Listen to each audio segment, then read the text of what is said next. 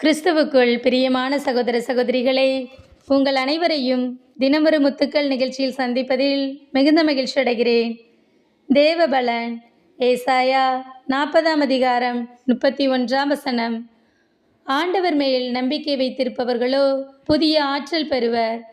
கழுகுகள் போல் இறக்கை விரித்து உயரை செல்வர். அவர்கள் ஓடுவர், களைப்படையார், நடந்து செல்வர், சோர்வடையார்.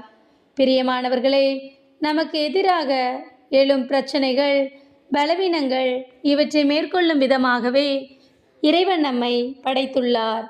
ஆனால் நாம் அதற்கான பலனை இறைவனுக்காய் காத்திருந்துதான் பெற முடியும். கோழியானது எப்போதும் குனிந்தபடியே தனது இரையை சாப்பிட்டு கொண்டிருக்கும். அப்போது ஏதாவது ஒரு மிருகம் தாக்கினால் அது சத்தமிட்டு அதனை கொத்தும். அதனால் எதிரி அதை எளிதாக பிடித்துவிடும்.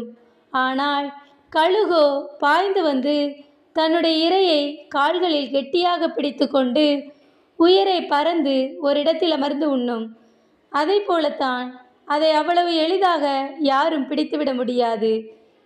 அதே போன்று சத்துருவானவன் நம்மை சோர்வடைய செய்யும் உலகத்தின் காரியங்களை காட்டி நம்மை வீழ்த்த நினைக்கும் போது நாம் கழுகுகளைப் போல செட்டைகளை அடித்து எழும்ப வேண்டும்.